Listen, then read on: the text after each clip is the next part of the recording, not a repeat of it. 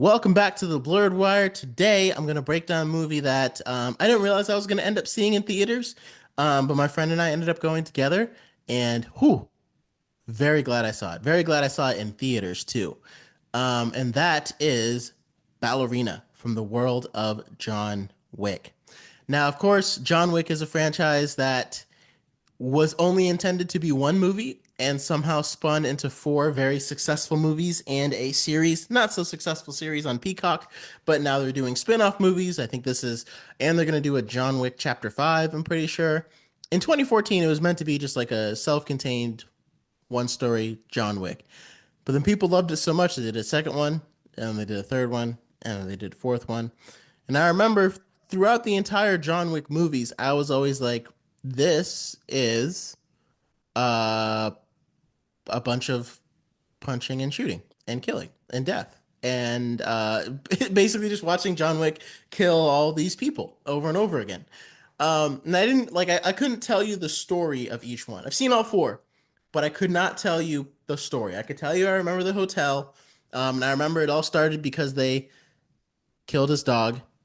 But beyond that, Keanu Reeves just kills some people. So, but I hadn't seen them in theaters. Like I had all seen those on streaming back to back.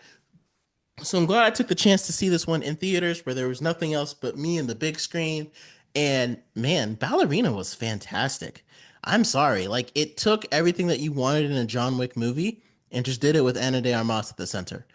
And like it was it was almost like comical because it's funny without having to be funny because they it's such nonstop action that while we're watching it everybody around like we were sitting next to this one family and it was like the stereotypical like every time something happened he'd be like, oh, he got, oh, she got, and that made it way more enjoyable. I never would have got that if I just watched it at home. So that's part of the reason, like, if you love movies as much as I do, go see them in theaters. Most theaters have a cheap night, like a $6, $8 night.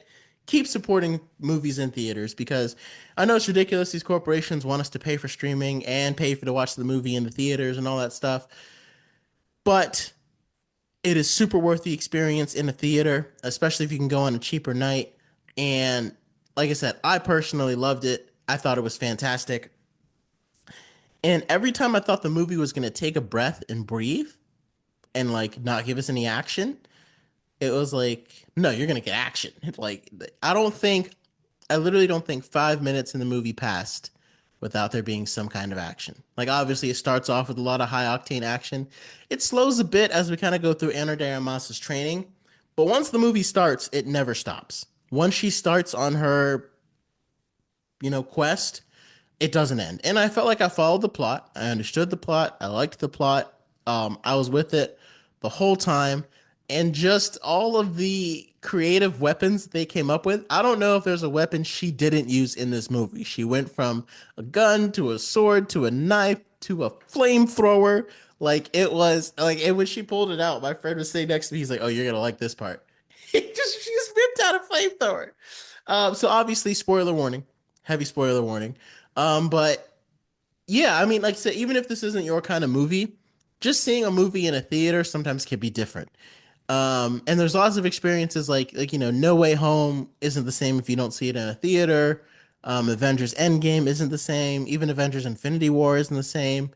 To me, Ballerina was one of those movies. Like Mission Impossible that I just reviewed, I could have seen that at home and it would have been fine. Even Thunderbolts. Like I think it was better because I was with a group of people that I really loved and cared about, and I was with my wife too. But even Thunderbolts, I mean, I could watch it on streaming, you know what I mean? But like Ballerina, seeing it in a theater with other people, that made the experience for me for this movie. And I think that needs to be studied more often and given like for people to think about, hey, what's the theater experience going to be like? Why would someone come? Because it's not just about seeing it on a bigger screen or having surround sound, because a lot of people have massive TVs and surround sound now. Those aren't luxury items anymore. So you have to come up with, how am I going to convince someone to come see this here instead of streaming it, right? And I think a lot of movies should study that because I think Ballerina was the pure example of it. I thought Ana de Armas I mean, like I said, I didn't come into the movie expecting a incredible, like, moving performance. She's a great actress.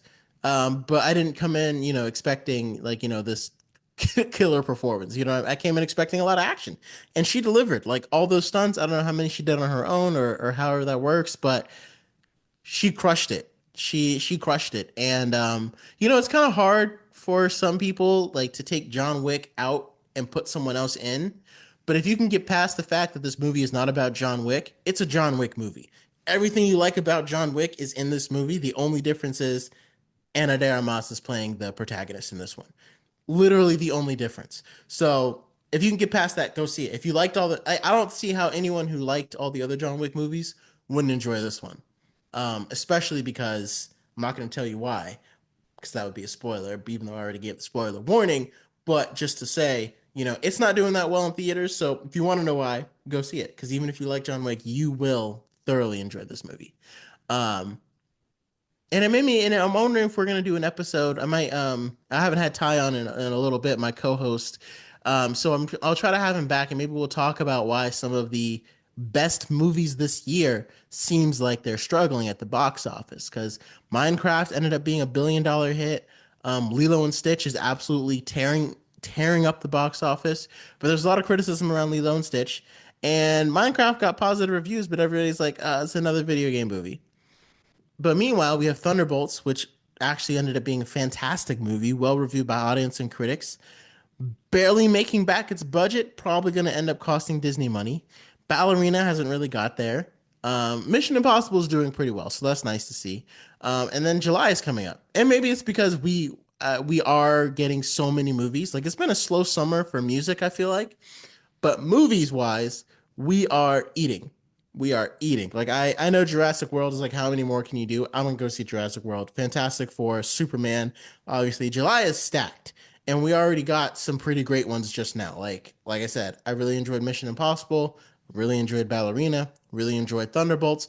Going to see How to Train Your Dragon next weekend. Like this is one of the biggest movie summers I can remember in a long time. So we'll see exactly how everything pans out, especially compared to last year where it was really just Deadpool and Wolverine. So yeah, so we'll continue watching, see how that goes. Maybe we'll discuss. Let me know what you think. Do you want to talk about, would you rather us talk about why are these movies not doing so well in the box office or just rank our John Wick favorite John Wick movies? Whatever you suggest is what we'll do. So let me know your thoughts about Ballerina in the comments. Did you enjoy it? Did you like seeing Ana de Armas? Are you thinking about seeing it? Did I convince you to go see it? Um, and yeah, until next time, guys.